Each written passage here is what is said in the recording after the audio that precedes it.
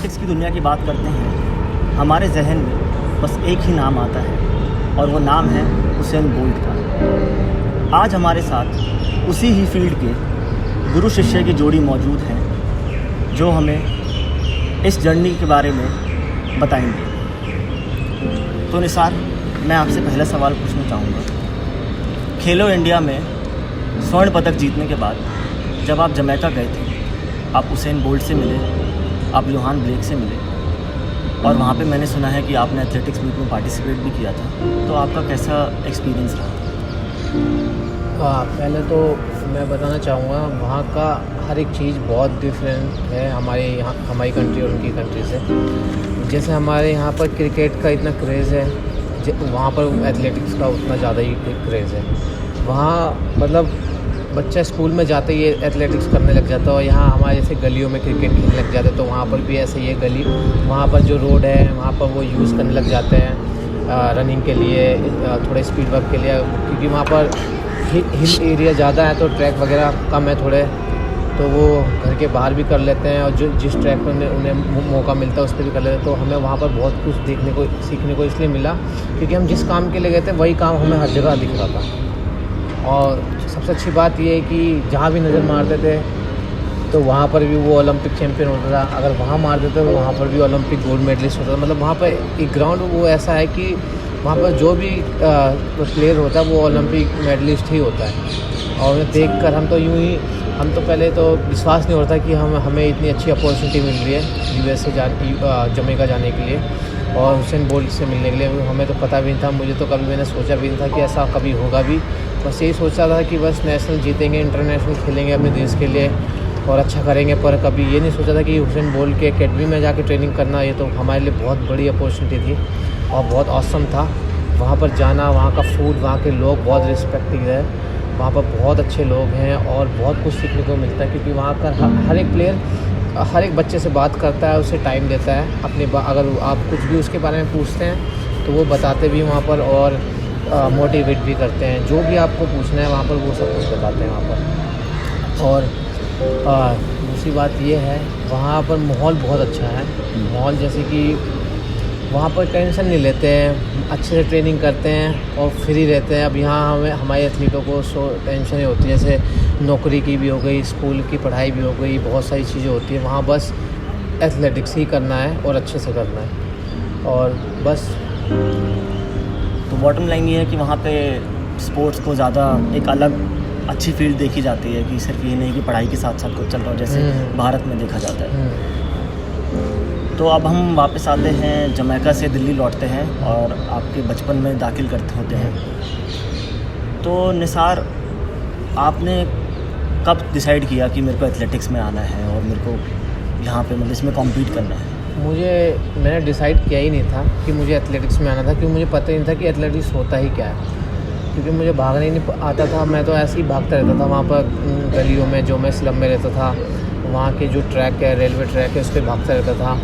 और बस एक ऐसा हुआ कि स्कूल वाले पीटीआई सर आए, जो मेरे सुरेंद्र सर हैं, तो वो आते पूछते हैं कि स्पोर्ट्स मीट होती है ना स्कूल की तरफ से जोनल लेवल, तो वो आके पूछने लग गए कि किस किस को पार्टिसिपेट करना है। तो हमने भी हाथ खड़ा कर दिया और फिर बोला हाँ मैं भी भागना चाहता हूँ क्योंकि मैं अच्छा भाग लेता हूँ, मुझे ऐसा लगता है। तो स्कूल टाइम में मैं स्कूल में भी जो मीट होती थी तो उसमें जीत जाता था। तो बस ऐसे ही मैंने भी नाम लिखवा लिया जोश में। मुझे पर पता नहीं था कि एक ही लाइन में भी भागना होता है या कोई नेल्स वाले भी शूज़ होते हैं, ऐसा कुछ भी नहीं पता था मुझे। मतलब कि कोई कोच भी होते हैं जो ट्रेनिंग कराते हैं, ऐसा कुछ भी आइडिया था। बस मुझे उस टाइम ऑब्वियस सी बात है, अब मैं स्कूल में था, मुझे इस चीज़ों के बारे में पता नहीं था। एक तो स्लम में वहाँ पर ज़्यादा चीज़ें होती नहीं थी, ना हमारे पास फ़ोन होता था, ना हम सोशल मीडिया में एक्टिव होते थे क्योंकि हालात ही ऐसे थे उस टाइम। तो आया, मैं जोनल खेला, उसमें जीत गया पार्टिसिपेट करके। फिर मेरी मुलाकात हमारे कोच से हुई, मैम से, स्मिता राय मैम से। तो फिर जब से मैंने ज्वाइन कर लिया 2015 में ज्वाइन कर लिया मैम को मैंने, और जब से मैंने स्टार्ट कर दिया एथलेटिक्स। फिर जब हम स्टार्ट करने के बाद फिर मेरा पहला नेशनल हुआ रांची में। वहाँ तो अच्छा नहीं रहा, थोड़ा बैड रहा, पर वहाँ सीखने को मिला बहुत कुछ। वहाँ मैं हार गया था। उसके बाद फिर नेक्स्ट कंपटीशन हुआ कोझिकोड केरला में, जहाँ मैम के साथ गए थे। मैम टीम लेके गई थी और वहाँ मैं इंडिया का बेस्ट एथलीट बना अंडर 14 में। सारे इवेंटों में मैं जीता, हर एक इवेंट जिस इवेंट में मेरा नाम था पार्टिसिपेट जिसमें किया उसमें सब में मेरा मेडल था और फिर मुझे बेस्ट एथलीट बना दिया वहाँ पर। और फिर बस ऐसी जर्नी चलती रही। उसके बाद फिर मैडम का सपोर्ट रहा, उसके बाद सारे इंटरनेशनल भी खेला, उसके बाद हर एक मीट खेला, जैसे जूनियर नेशनल खेलो India games, school national games, उसके भी हमारे अभी लास्ट ईयर 2019 में हुए थे मैडम, 18 हाँ दिल्ली में हमारी चैम्पियनशिप भी आई थी हमारी टीम के, अच्छी टीम की हमारी अच्छी थी क्योंकि हमारी टीम के काफ़ी लोग थे, जैसे मेरे टीम में अंशुल है, हमारी टीम में अंशुल है, शिवा मैं और तो बहुत सारे लोग हैं जिसकी वजह से हमें बेस्ट एथलीट की ओवरऑल ट्रॉफ़ी भी दी गई थी। और उसके बाद बस चलता रहा ऐसे सिलसिला, उसके बाद आगे बढ़ते रहे। उसके बाद स्पॉन्सरशिप मिल गई जिससे हमें गेल सपोर्ट करता है और अदानी जी और जिन्होंने अभी मुझे घर दिया है रिजर्वेशन फिटनेस ग्रुप ने, उनका बहुत बड़ा योगदान है क्योंकि घर सबसे इम्पोर्टेंट होता है और अच्छी जगह रहना तो सबसे ज़्यादा इम्पोर्टेंट होता है क्योंकि मुझे स्लम में रहते रहते बहुत प्रॉब्लम होती थी। कई बार चिकनगुनिया हो गया था, कई बार डेंगू हो गया था, तो वहाँ पर साफ़ सफाई इतना, क्योंकि वहाँ रेलवे ट्रैक होता था तो गाड़ी चलती थी तो इतना हो नहीं पाता था, छोटा सा घर होता था जिसमें कैसे भी गुजारा करते थे। और पेरेंट्स के बारे में पता ही होगा, हमारे पेरेंट्स के कैसे, पापा तो रिक्शा पुलर थे और मदर मेरी काम करती थी कोठियों में झाड़ू पोछों का, तो उसी से पाला पोसा है और फिर मैम के हाथों में सौंप दिया हमें। तो मैम मेरा अगला सवाल आपसे ही है, जो निसार की कोच है सुनीता राय जी। मैम जब निसार जैसे बच्चे और भी बच्चे आते होंगे जिनका फैमिली बैकग्राउंड इतना स्ट्रॉन्ग नहीं होता है और वो खेलना पसंद करते हैं, तो आप कैसे उनके साथ डील करते हो कि उनका मोटिवेशन कम ना हो और उनका खेल में भी उतना ही ध्यान हो? हमारे पास एथलेटिक्स में मेरे 31 ईयर का एक्सपीरियंस हो गया कोचिंग का, यहीं छत्रसाल स्टेडियम में। मैं खुद भी एथलीट रही हूँ, तो तब से मैं स्टार्टिंग से देख रही हूँ कि यहाँ एथलेटिक्स में ज़्यादातर ऐसे ही बैकग्राउंड से बच्चे आते हैं जो बहुत ही सपोर्ट उनके पास कम होता है और ऐसी फैमिली से बिलोंग करते हैं कि क्योंकि एक खिलाड़ी को एक अच्छी डाइट की बहुत ज़रूरत होती है। टैलेंट है बहुत बच्चों में, सब बच्चों में, लेकिन उनको मेहनत के साथ उतना ही न्यूट्रिशन और डाइट की ज़रूरत पड़ती है, नहीं तो वो सारी ट्रेनिंग बेकार हो जाती है, हार्ड वर्क जो किया हुआ होता है। तो जैसे निसारी हमारे पास आया था तो इसका थोड़ा सा ऐसा फैमिली से उसमें था कि डाइट का इसको बहुत प्रॉब्लम थी और रहने की भी दिक्कत थी। कैसे ये वहाँ से इसने निकला है ये हम जानते हैं कि कैसे हमने इसको सपोर्ट किया और इसको मोटिवेट करके, क्योंकि ये एक तरफ तो स्पोर्ट्स छोड़ने को हो गया था कि मैडम मैं कंटिन्यू नहीं कर पाऊँगा। ऐसे ही निसार की तरह और भी बहुत एथलीट्स हैं जो ऐसे ही पुअर बैकग्राउंड से और वैसे ही उससे आते थे कि क्योंकि आजकल स्पोर्ट्स जो है वो भी ऐसा नहीं रह गया है, क्योंकि उसमें भी बच्चे को अच्छी अगर अच्छा इस लेवल पे जाना है तो अच्छा इक्विपमेंट चाहिए, अच्छी डाइट चाहिए, उन सब के लिए पैसा भी खर्च करना पड़ता है। कहीं आपको ट्रेनिंग के लिए जाना है या करना है तो कन्वेंस है, आना जाना है ट्रेनिंग के लिए, उसके लिए भी फाइनेंशियल सपोर्ट की ज़रूरत रहती है पूरा। तो बहुत ऐसे बैकग्राउंड से यहाँ खिलाड़ी, लेकिन हम उनको काफ़ी मोटिवेट करते थे कि ऐसा नहीं है। हम अपने सुशील जी जो हमारे ओलंपियन हैं, मेडलिस्ट हैं, यहाँ हमारे छत्रसाल से ही निकले हैं, क्योंकि वो भी एक ऐसी फैमिली को बिलोंग करते थे, एक किसान परिवार से आए थे और उनके फादर MTNL में ड्राइवर थे। और उन्होंने मतलब जब हम उन बच्चों को यही बताते थे सुशील जी के बारे में कि सुशील जी देखो एक ऐसी फैमिली से आए हैं तो आप भी तो आगे जा सकते हो, और उन्होंने भी पहले ये कंडीशन देखी है और सेक्रीफाइस किया और मेहनत करी है और आज उन्होंने ओलंपिक में मेडल लाके दिखा दिया है। तो आप भी ऐसा करते रहिए, आप आगे जीतेंगे तो आपको भी धीरे धीरे सपोर्ट मिलेगा, लोग देखेंगे आपकी मेहनत को तो आपको सपोर्ट करेंगे। ऐसा ही निसार के साथ भी हुआ। जब निसार अच्छा करने लग गया और ये जूनियर नेशनल चैम्पियन बना, स्कूल नेशनल चैम्पियन बना, तो जब लोगों ने इसका देखा कि ये बच्चा एक स्लम एरिया से निकल के आया जहाँ इसके पास इतना अभाव था, कुछ भी नहीं था इसके पास, और ये वहाँ से निकल के और ये नेशनल जीत गया, क्योंकि उस टाइम तक तो इसके पास कुछ नहीं था। फिर जब लोगों ने इसका देखा कि ऐसे ऐसे ये बच्चा निकल के यहाँ इस तक पहुँचा है, तो इसको फिर काफ़ी जगह से सपोर्ट मिलने शुरू हुए। फिर इसने और अच्छा आगे करना शुरू कर दिया और ये उसको अब कंटिन्यू आगे ले जा रहा है। अभी इसको गेल इंडिया से, अदानी ग्रुप से और उनसे सब रिजर्वेशन ग्रुप से, उनसे सब, और हमारे दिल्ली सरकार, सबसे दिल्ली सरकार जो है, केजरीवाल जो सरकार जो है हमारी दिल्ली गवर्नमेंट, वो निसार को ही, जब निसार का मेडल आया था जूनियर नेशनल और स्कूल नेशनल में, तो इसकी स्टोरी मीडिया में आई थी और टीवी पे आई, मीडिया में आई और प्रेस में आई, न्यूज़पेपर्स में आई। तो उसमें ये सारा आया कि एक स्लम का लड़का जो है वो 100 मीटर का चैम्पियन बना, इसको दिल्ली का उसेन बोल्ट कहा जाने लगा।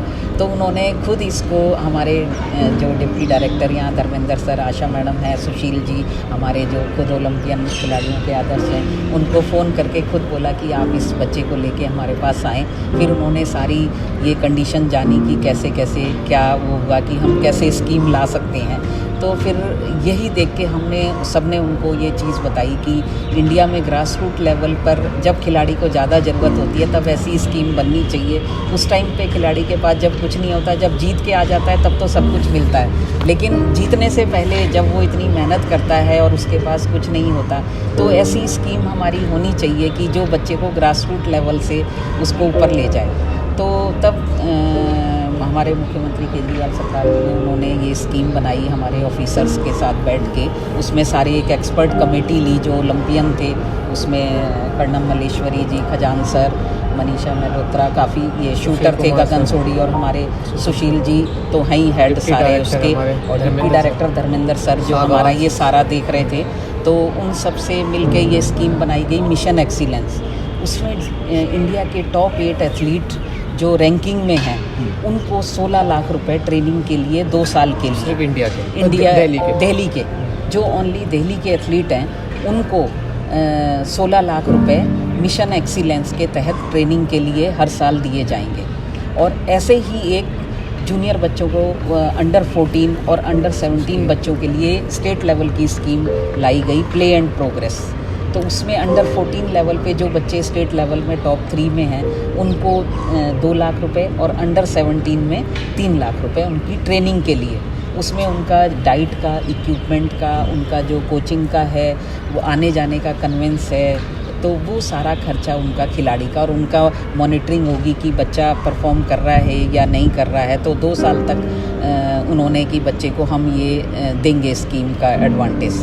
हर साल इनको जैसे 16 लाख रुपए मिशन एक्सीलेंस में जो नेशनल लेवल के एथलीट हैं, और स्टेट लेवल को 2 लाख और 3 लाख, और उनका हर साल 2 साल के लिए उस स्कीम में रखेंगे। अगर 2 साल में बच्चा अच्छा परफॉर्म कर रहा है तो इस स्कीम को कंटिन्यू करते रहेंगे। तो ये शायद इंडिया में पहली किसी स्कीम आई है जो किसी स्टेट ने लागू करी है खिलाड़ियों के लिए ग्रास रूट लेवल पर। अभी किसी उसमें ऐसी स्कीम नहीं है। स्कॉलरशिप एशिया में पहला एक ऐसा, अभी स्कॉलरशिप तो मिलती है, सब बच्चे जब जीतते हैं स्कूल नेशनल या सीनियर नेशनल या इंटर स्टेट फेडरेशन कप या इंटरनेशनल लेवल पे, उस पर भारत सरकार भी स्कॉलरशिप देती है और राज्य सरकारें भी स्कॉलरशिप देती हैं। और लेकिन ये स्कीम जो ट्रेनिंग के लिए आई है, ये शायद दिल्ली ऐसा पहला राज्य है कि जिसमें ये स्कीम लागू हुई है।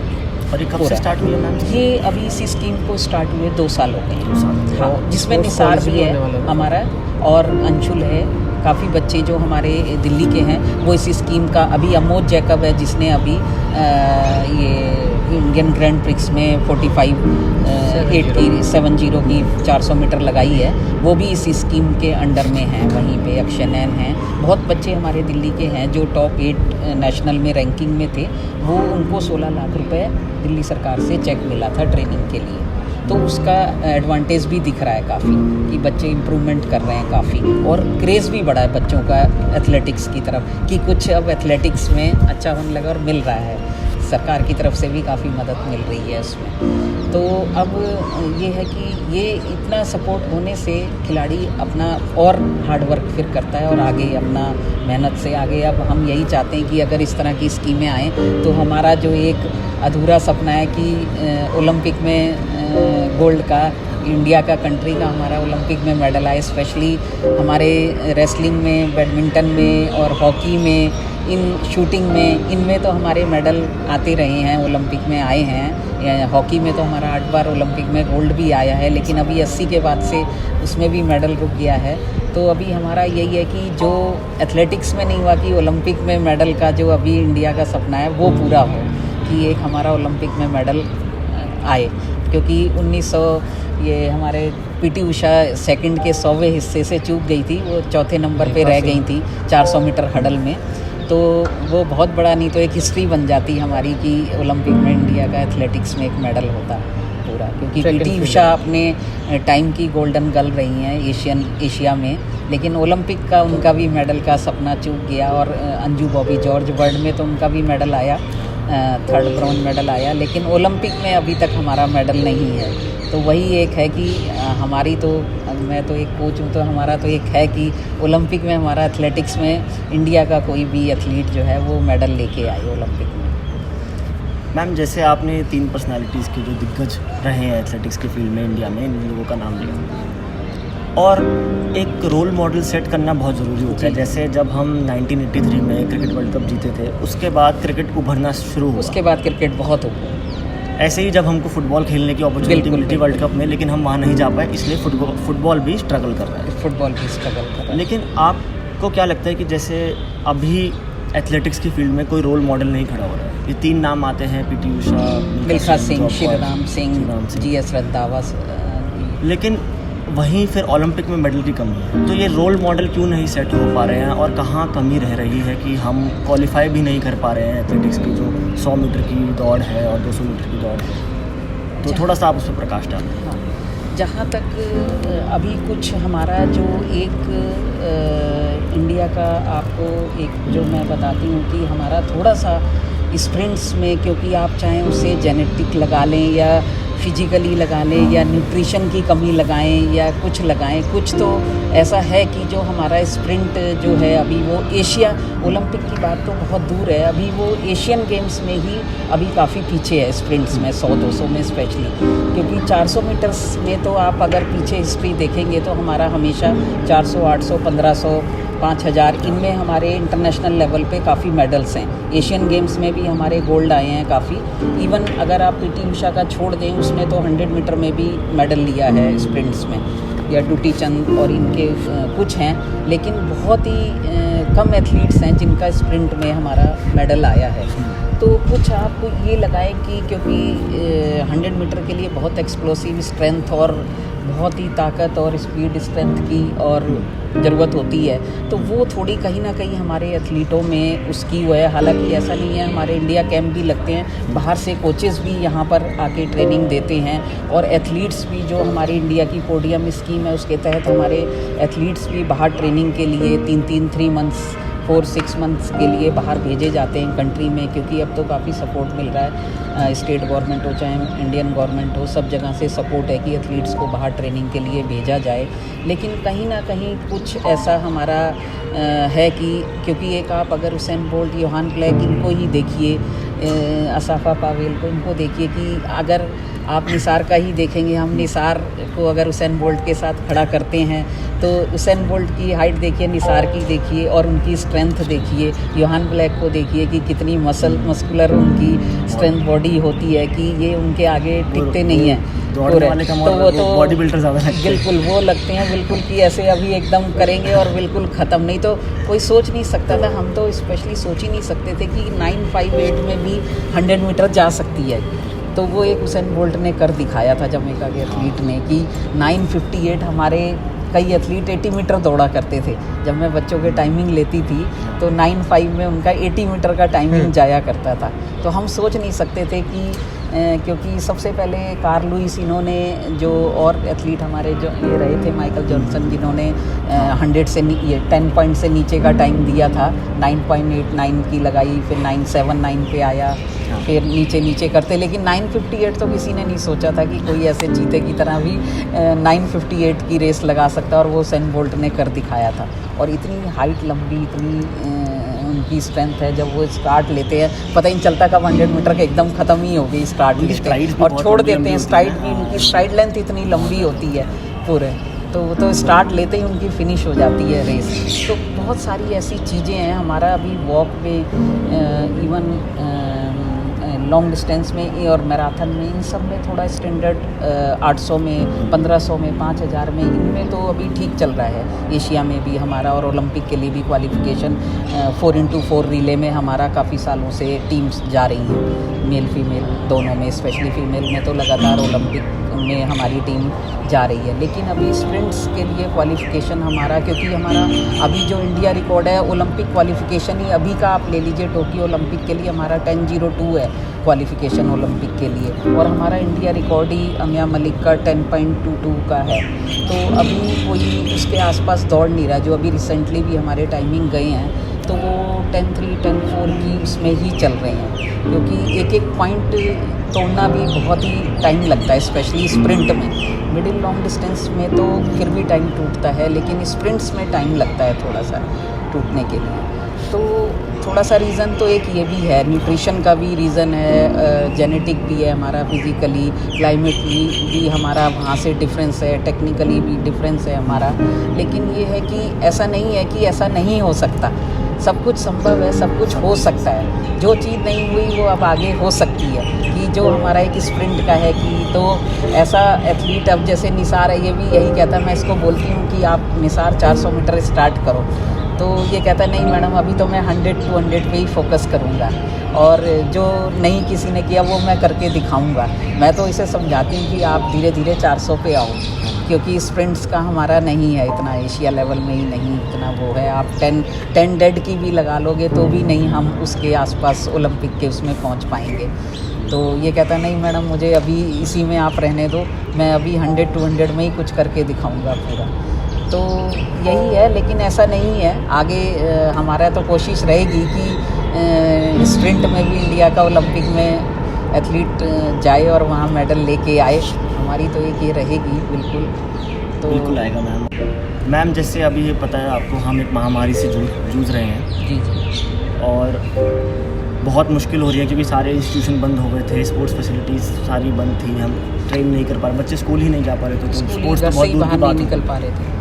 तो तब आपने प्लेयर्स को आपने क्या अपना प्लान बताया कि कैसे आप कंटिन्यू रखो, और निसार आप भी अपना बताना कि आपने कैसे उस टाइम को काटा।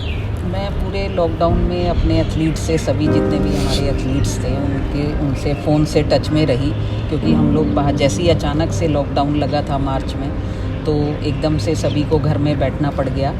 तो लेकिन मैं इनसे फ़ोन में टच में थी कि आपने एटलीस्ट अपनी घर में ही एक्टिविटी, जनरल फिटनेस को कंटिन्यू रखना है, क्योंकि हम एक्सरसाइज वगैरह या योग वगैरह से या एक्सरसाइज स्कीपिंग करते रहो आप घर में, और वैसे आप जनरल फिटनेस करते रहो, ABC ड्रिल्स वगैरह घर में जितनी भी जगह है आपके पास, उसमें आप अपनी स्ट्रेचिंग वगैरह एक्सरसाइज जनरल फिटनेस करते रहो। और जैसे इनके जिसके पास थोड़ा बहुत वैसा स्ट्रेंथ का सामान है, जैसे निसार ने अपने पास रखा हुआ था, तो मैं इससे टच में रही कि आप थोड़ा बहुत अपनी फ़िटनेस रखना, क्योंकि जैसे ही जब स्टेडियम ओपन होगा तो आपको एकदम प्रॉब्लम ना आए, क्योंकि एक खिलाड़ी जब बीच में ब्रेक कर देता है तो वो उसको दोबारा से फिर से उसे नए सिरे से फिर से अपनी ट्रेनिंग शुरू करनी पड़ती है। तो इसीलिए मैं हर अपने एथलीट से टच में रही कि आप घर में एटलीस्ट जनरल फिटनेस अपनी ज़रूर रखें, कि जिससे आप अपनी बॉडी को तैयार रखें कि आप जब स्टेडियम ओपन होगा, जब हम इस स्थिति से निकलेंगे, तो आप एकदम से जल्दी ही आप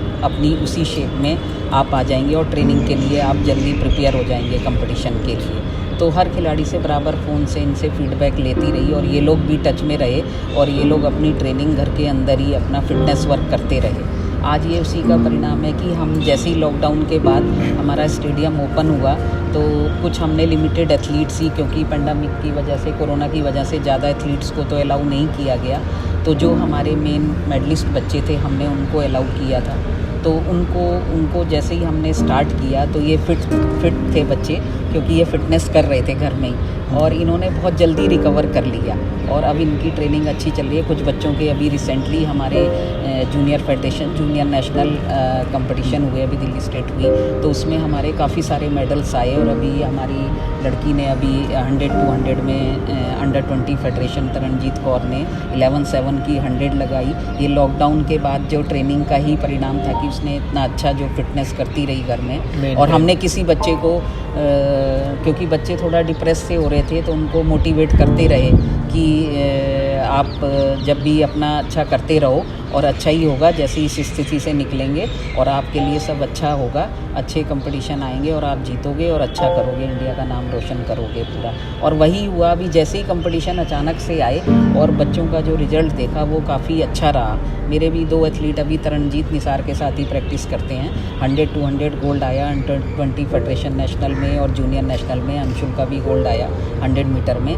निसार थोड़ा सा अभी इसकी, क्योंकि मदर का एक्सीडेंट हुआ था रिसेंटली में, तो 2 महीने इसकी प्रैक्टिस ब्रेक हो गई थी, नहीं तो इसने भी फेडरेशन में उतरना था अभी सीनियर फेडरेशन में। अभी ये मैन में खेलेगा सीनियर में, तो लेकिन उस वजह से इसका लॉकडाउन में ये करता रहा था, लेकिन वो अच्छी ट्रेनिंग इसकी स्टार्ट हो गई थी। तो बीच में ही ये इंसिडेंट हो गया, तो इसको 2 महीने अपनी ट्रेनिंग ब्रेक करनी पड़ी। थोड़ा सा पहले इंजरी तो चल रही थी इसकी, लेकिन उससे रिकवर कर गया था, लेकिन वो मदर के एक्सीडेंट की वजह से ये अभी इस कंपटीशन में उतर नहीं पाया। लेकिन अब ये फिर से ठीक हो गया और ट्रैक पर अपनी ट्रेनिंग इसकी चल रही है, हार्ड वर्क कर रहा है काफ़ी, टाइमिंग भी इसके अब ठीक आ रहे हैं। तो नेक्स्ट जो भी हमारा कंपटीशन आएगा उसमें अब ये सीनियर में कम्पीट करेगा और होप है मुझे कि ये बहुत अच्छा, उससे भी बेटर टाइम देगा।